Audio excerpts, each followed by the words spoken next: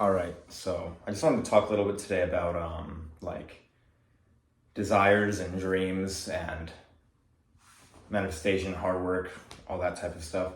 This is pretty much just going to be like a one take, unedited video. Um, I'm sure there'll be plenty of awkward pauses in here and all that type of stuff. But so today is Monday, April 16th or 17th. I want to say my sense of date usually isn't very good, but um, I got a bit of a dry throat.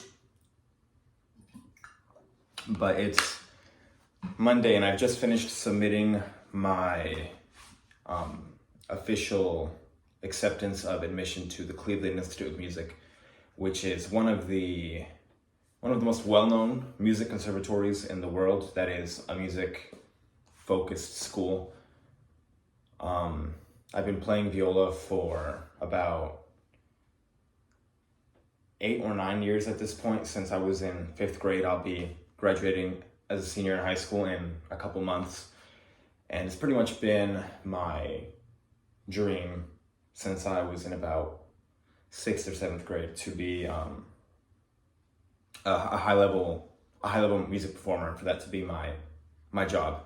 Like that was my dream, so to speak.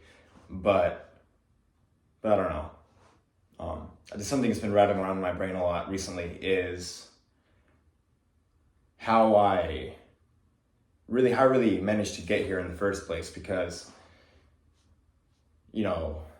so to take us back a little bit, like probably I started playing viola for the very first time, started playing music, regular orchestra, like elementary school strings program in fifth grade when I was like 11 years old. I want to say about 11 years old. And, I played for a little bit. I was always a smart kid. I got good grades, stuff like that. But, had no real interest in it. I don't remember why I even started playing. I think that I don't actually remember the specific reason I started playing. There was a reason. I think I just thought it was fun. There was no profound reason for it. But around seventh grade, eighth grade, no, seventh grade, right around the beginning of seventh grade, maybe the end of sixth grade, I started to, I don't know, I started to like, for whatever reason, I can't tell you why, I just knew that I wanted to play music for a living, as a career. I knew I wanted to be a great viola player. Now, why I loved the viola so much, I genuinely don't know. I didn't really fall in love with the instrument until a lot more recently. But because viola, if you don't know, if you're not music oriented, it's like this weird instrument that's sitting between the cello, the bigger string instrument that you'd play like this, and the normal violin. It's played like a violin, but it sounds almost more similar to the cello. It's significantly bigger than a violin. It would probably look more like that to play a viola compared to the violin.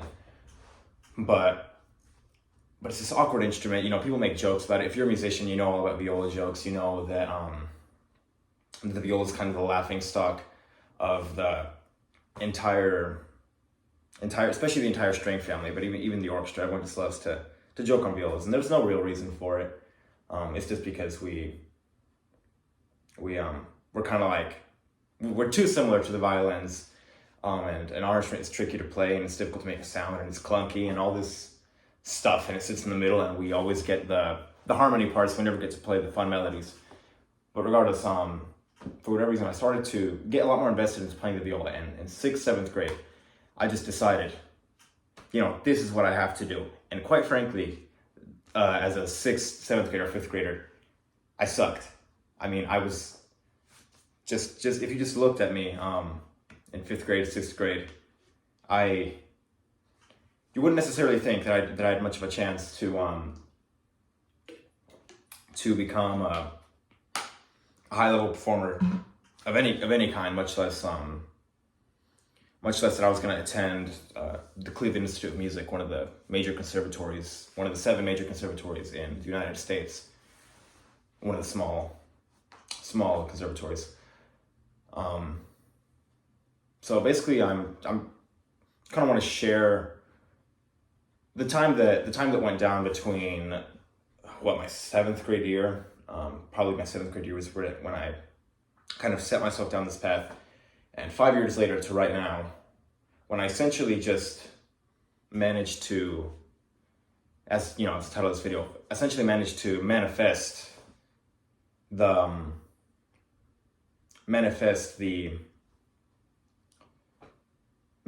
being a high-level musician and becoming this and doing what was necessary to become this person that I visualized myself being, and that I had dreams of becoming. So if you've heard a lot, I mean, if you've been around any space of achievement, of success, of all these fancy buzzwords, you know, whatever, success, manifestation, success, you know, hard work, determination, discipline, motivation, all this stuff, then you've probably heard about the concept of just straight up hard work to get where you want to be. And I'd say that's a significant chunk of what it is. But I think, because I obviously did do a lot of hard work, and that's what I'll be talking about in a second. I did do a lot of hard work as a 6th grader to become a very, very good viola player. But I felt like it was something a lot deeper.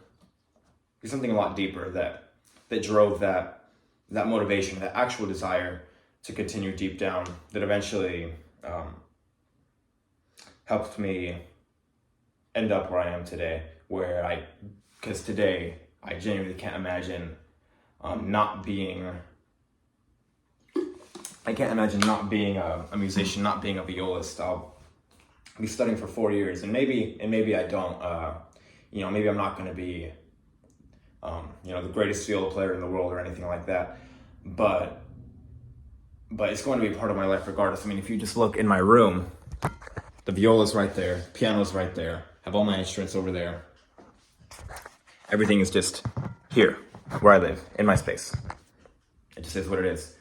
And I really couldn't imagine that being any differently. But it didn't start there. Definitely didn't start there. So we'll just start back at 6th, 7th grade.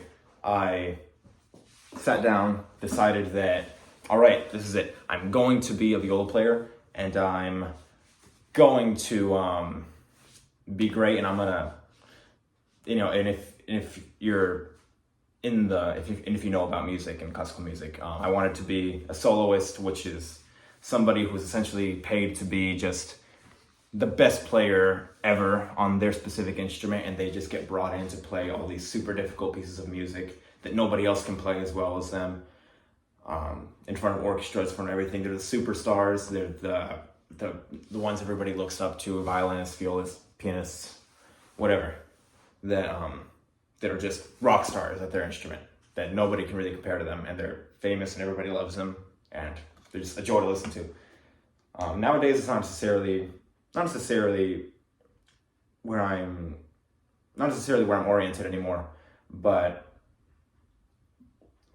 that concept was pretty much driving my initial motivation to start doing whatever I needed to do to become the best viola player I could. So the first thing I did, talk practically for just a second, I started taking private lessons. So up to that point, I was just in my orchestra classes at school, whatever. I kind of touched my instrument at home, not really, rarely took it home, didn't practice that much. Just had classes with the teachers at the elementary school, at the middle school. That would be the 7th grade, middle school, right on when I started getting private lessons. But anyways, the end of my 7th grade year was actually when I first got private lessons. It was when I first started getting actual private teaching from a quote-unquote professional teacher, someone who teaches you one-on-one, and that you actually get the individualized instruction to become as good as you can possibly be without the interruption of having a whole orchestra. You're just working on your musicianship, and your playing specifically. And my teacher was, and still is, Melissa Gully in Pasco, Washington. Shout out to her. If she's watching this, if anybody that knows her is watching this. But I pretty much started to, I started to take everything a lot more seriously. And more than taking it seriously, more than kind of forcing myself to oh, I have to practice this many hours a day, and I have to do this, and if I don't, then I failed, and all this. And don't get me wrong, there was some of that. And make no mistake, as a pretty stubborn, pretty nearly stupid little kid in 6th, 7th grade trying to become the best viola player ever,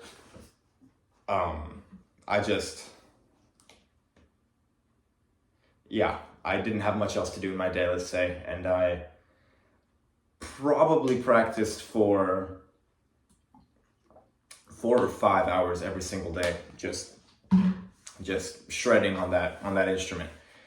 I was actually preparing for a competition, my very first competition, the Mid-Columbia Symphony's Young Artist Competition in the intermediate division. I was 13 or 14 at this point, 13 years old. I'm about to be 18 now. But, and I remember this is pretty much like the very first step in this quote unquote dream was I'm getting some attention from this competition. This competition was a big deal to me. It hosted a lot of the most talented musicians from, all of the most talented solo musicians from the Tri-Cities area, the Tri-Cities in Washington being Pasco, Kennewick, and Richland. Especially Richland. Richland usually houses all of the most talented young musicians, all the smart kids, all of the people that go on to do great things are usually in Richland. I live in Pasco. And I actually, after all that preparation, I learned my piece. And, you know, as a kid, I wasn't necessarily that responsible, but I joined that competition a month before the day of the competition, which is, if you don't know, a lot less time than you're supposed to have to prepare for a concerto competition like that. So I practiced, like I said, like 4 or 5 hours every single day, especially during winter break. This is a January competition. The competition happened in mid to late January. And during winter break, I just practiced and practiced, and I played and I played and I played. And I actually ended up winning my division on the strings division as a viola player, which is cool. That means I beat out some violin players and some cello players. And it blew me away, because that was my first taste of kind of seeing and wondering, oh my goodness, I actually have the ability to change who I am and to do things that that I knew I wanted to do, that I said I was going to do, but it's a different thing to actually go out there and feel that you can do it and to actually believe that you can do it. So at that point, I got that little taste of quote unquote victory. And not that music is a competition, but that little taste of victory. And from there on out, I did do that competition every single year. I also did a lot of other competitions. I did, I'm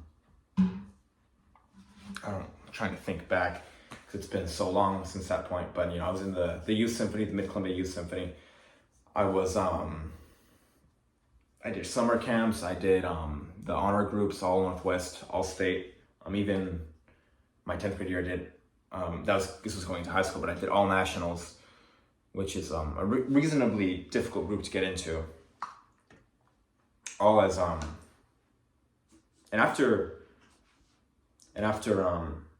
a few years, I was already probably one of the most significant high school musicians in this region of Tri-Cities.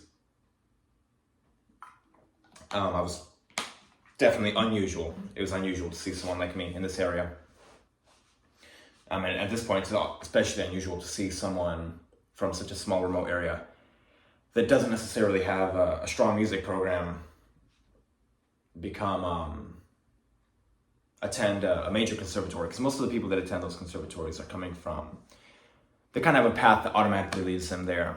You know, they just go through their path, go through their preset path, and they have lessons with their already amazing teacher, their Seattle Symphony, their any other professional major symphony teacher that they pay a lot of money for, and they automatically just go through the motions and they get to attend their major conservatory. But the reason I think my story starts to become a lot more significant is because first of all, like I said, there's not many people historically in the Tri-Cities, high schoolers that have gone on to study at a major conservatory. We generally don't have a very strong music program. You know, it exists, obviously. There must be something because I made it here, but you know, we don't have that strong of a music program. We don't necessarily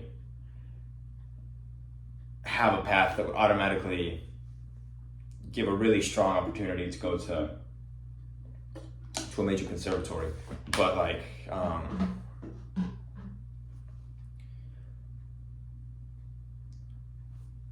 brain fart, lost train of thought. But regardless, despite the fact that there wasn't that much opportunity for music in the Tri-Cities, for whatever reason, or somehow, some way, I ended up finding a way here. And this isn't necessarily meant to be a traditional motivational video or anything like that of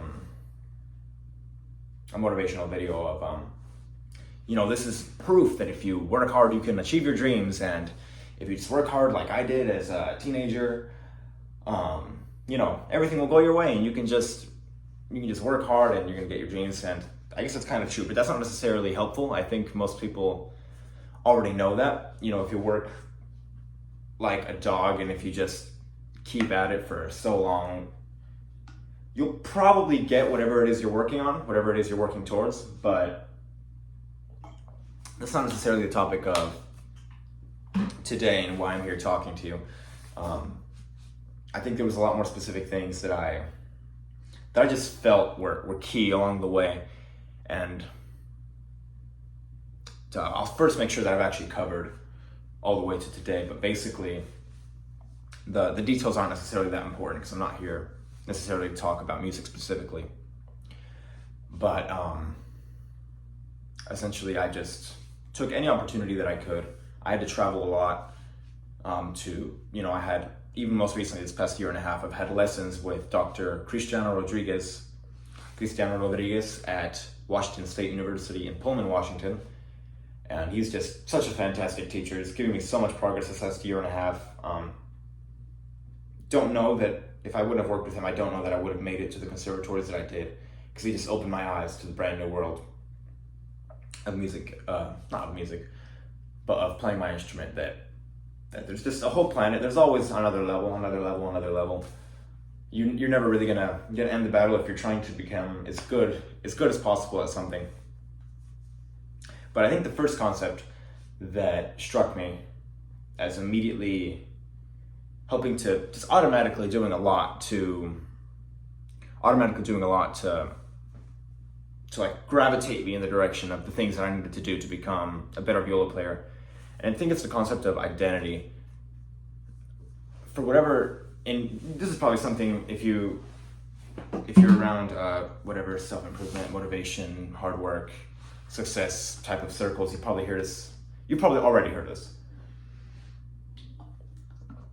But if you truly believe that you are somebody, that you're meant to be somebody, that is who you are, that is without a doubt, even if that is not who you currently are, without a doubt that this is who you're meant to be and this is who you are, your brain kind of automatically starts filling in the gaps. I don't know if you've ever experienced this personally. I'm sure maybe in some small scale, and of course, some of this might be bro science, but we know how powerful our brains are. If you this is kind of the idea of the placebo effect. If you genuinely believe that something is going to happen, it becomes more likely to happen. If you genuinely believe that a certain pill is going to, for example, reduce your migraine, and you take it, even if even if practically and literally there's nothing in that pill that directly targets your nerves to make them feel less pain, your brain will do a lot of it for you, and you will feel less pain after taking a placebo pill. If you do genuinely believe that this is like a great pill, that if you take it, you're gonna get rid of your migraine. So I think that's the first thing, essentially, was tying my identity to I already know I'm gonna be a great viola player. This is not really a question. The question is, how am I gonna, the question becomes more, how am I necessarily going to prove it to people? And you shouldn't be proving it to people in the sense that you're relying on other people's feedback to decide if you've accomplished your goal or if you're worthy or if anything like that. And again, that's something you probably heard before, but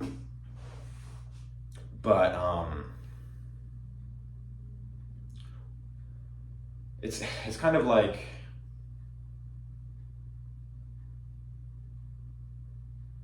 it's not necessarily that you're trying to prove it to other people because other people's opinions necessarily matter that much, but it's like, you know who you are, and you know who you have to be, you know who you are, and it's almost like you need to prove it to yourself that you are the person who you claim to be, because deep down you do know that you are that person. You genuinely believe you are that person, you're going to be that person, that is what it is.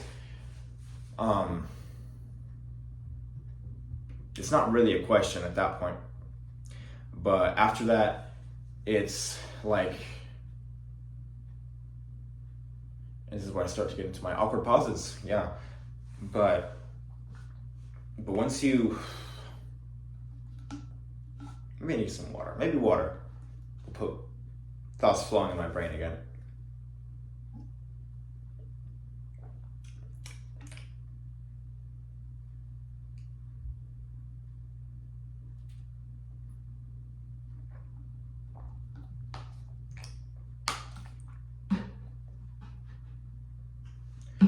But all right, that's the first concept. Probably the most major one is identity. Essentially, it comes down to whatever it is that you're trying to quote unquote manifest or that you want to become. It pretty much comes down to believing that you are that person. And then the next step, and if we want to go through the process, essentially how I did it, I'm just sharing my experience here.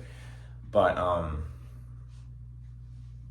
the next step is kind of to prove it to yourself. So how would proving it to yourself look like?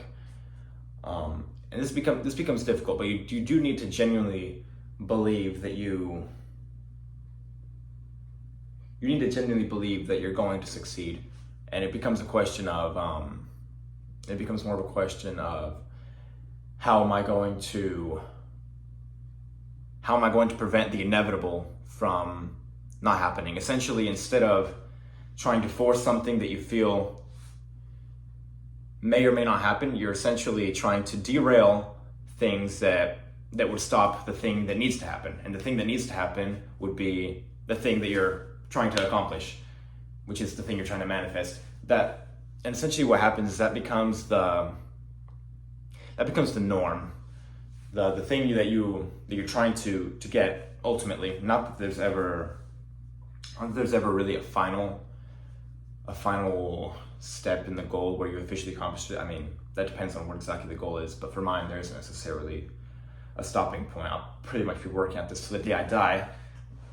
That's fun to think about, but that becomes the norm. That's the truth. It's inevitable. It's going to happen. And then your job, instead of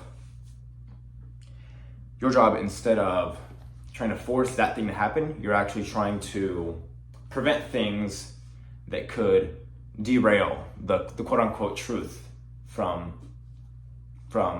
coming into fruition. And it sounds kind of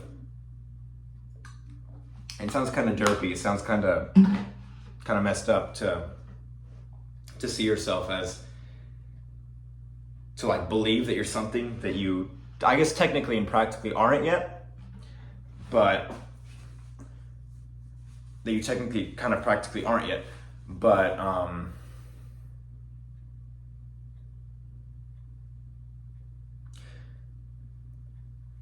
But it's essentially, it's not necessarily lying.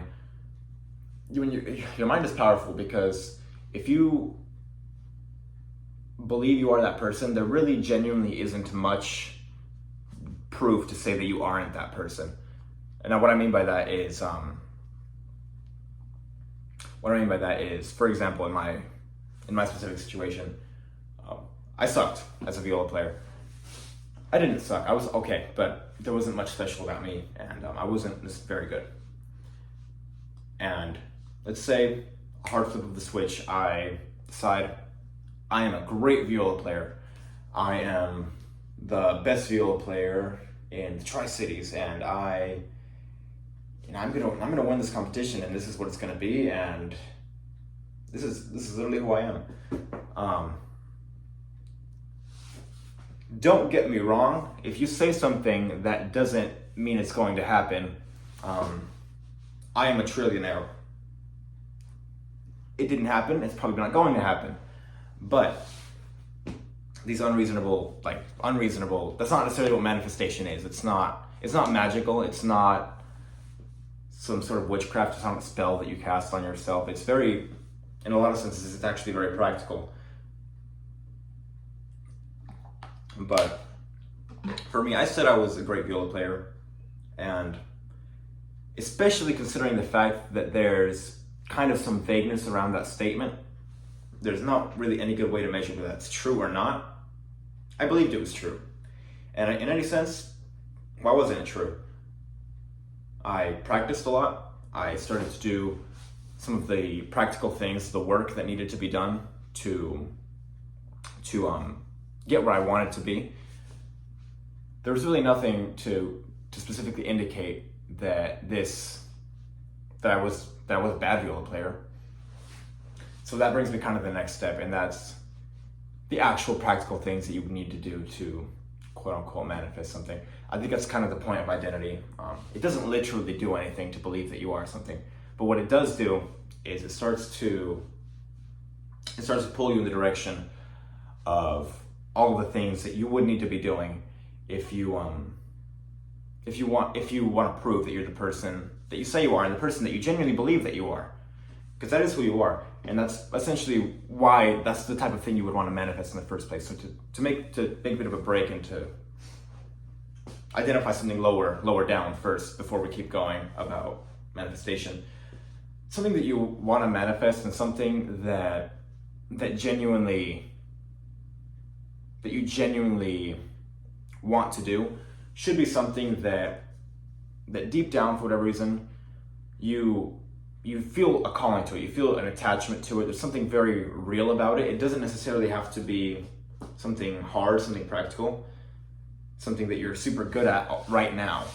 But whatever it is, I see something deep, something root and fundamental that keeps drawing you back to that. And the reason that that's important is because if you don't have that, then you'll probably find it difficult to genuinely believe that you are that person. For example, if you just say you blindly want, you feel like you want a McLaren right now, and there's not really any much deeper feelings attached to that. I feel like being inside of a McLaren right now and taking a joyride down the road, and I say I'm a McLaren owner. Even if I keep repeating that to myself every day for 10 years, 15 years, 20 years, it's unlikely that I am going to gravitate towards the things that would give me a McLaren, and that's because there's nothing much root attached to that. There's not necessarily something very personal attached to that, and not something that's going to contribute to building a sort of identity. So pretty much you need it to be close, and it can start off with something that isn't necessarily a root, but eventually you need to get down to the root things and tie yourself to a deep, and it's not necessarily emotional, but it is emotional, and a very, I think spiritual is maybe the word that starts to get closer, a spiritual attachment to whatever it is that you're doing. So that's the first thing, because if you don't have that, then beginning to tie your identity to something is probably not going to help all that much. I mean, it could work a little bit, but the identity isn't going to pull you to the right actions if you're not tying it to something. If you don't feel like it's you, because if you don't feel like it's you, it's going to be really hard to assure yourself every day that that's you. So that's that. But let's say you're reassuring yourself, and there's exercises you can do for this. You can journal, you can do your gratitude journaling every day, do some sort of journaling every day. I am this, your reaffirmations, I am this, I am that. I think it doesn't have to be that fancy. It doesn't even have to be that literal, or that kind of like, or that that very regimented. It's really a thought that you carry with you. It's subconscious, and it kind of begins to dig away at the back of your mind. So what that does, on top of the identity, then things start to get practical. You need to think about what exactly it is that you're trying to accomplish. You begin to quantify rationally, and no longer vaguely, no longer this identity, but a lot more specifically, what exactly am I trying to do? And this is where the concept of goals come into play. You set your short-term goals and your long-term goals, but there needs to be something very concrete and something very measurable that you're working towards. And once you get that, you can quantify that into specific sets of actions. And a lot of this becomes very practical, and it becomes very mathy, and it becomes very, what exactly do I have to do? And all this, and what's my schedule going to look like to do this? You don't necessarily have to be thinking about all that. But the point is, when you put it in front of your face, that these are the actions you need to do to achieve said result, and said result is my identity, it almost becomes difficult to not find a way to go through with the actions that would lead to that result, because that result is who you are. And this is why it helps, and it's actually necessary, that result is not something shallow or something very surface level that doesn't actually mean much to you. It has to be something that means much to you. And that reaffirmation that is precisely who you are, and there's no way around it. That's what it's going to be. So you start to get these hard actions that you can begin to visually see, and literal things that might be, for me, I knew I had to practice.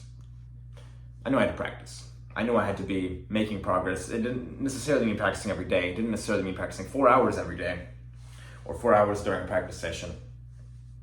But it needs to begin to be part of your identity. Over time, it becomes so second nature that you really don't.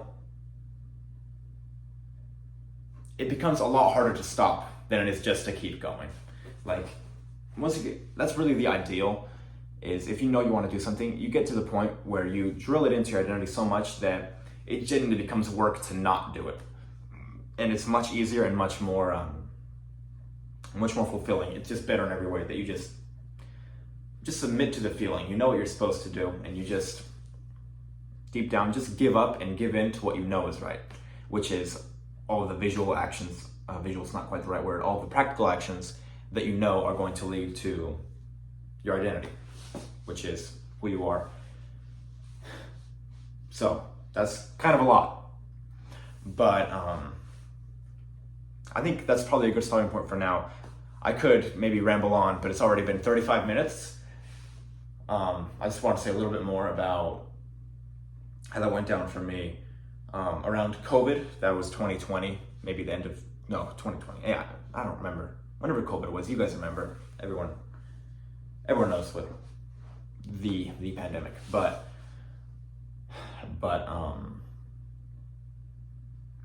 I considered quitting viola playing, and this was after. Remember that this was after. This was during my 10th, 11th grade year. Only about 2.5 years ago. I genuinely considered quitting viola playing. I was no longer able to play in orchestras. Everything was shut down. I didn't even practice that much.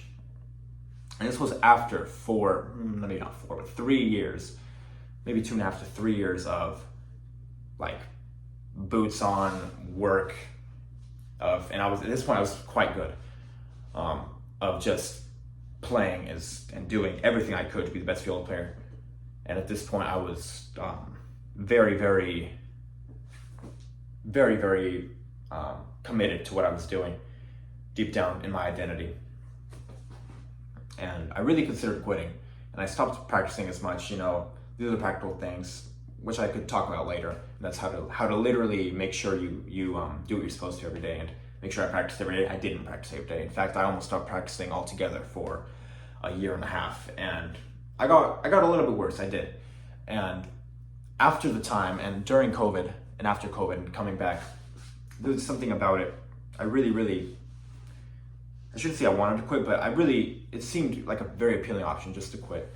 And the more I thought about it, and the more I kind of explored the thought and explored other avenues of my life, and began to explore things that weren't music related, because of course before that I was just working like a dog every day. My day was music, my life was music, my thoughts were music, everything was music, everything was viola.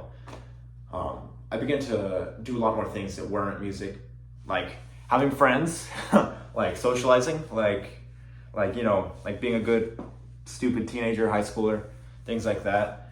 But in the end, the attachment to my identity was so strong that just anytime I began to have the thought of coming back and playing viola again, and especially once I began to have a couple more experiences, once I began to have a couple more experiences, and once orchestra started back reopening, and I had my first summer camp again, and I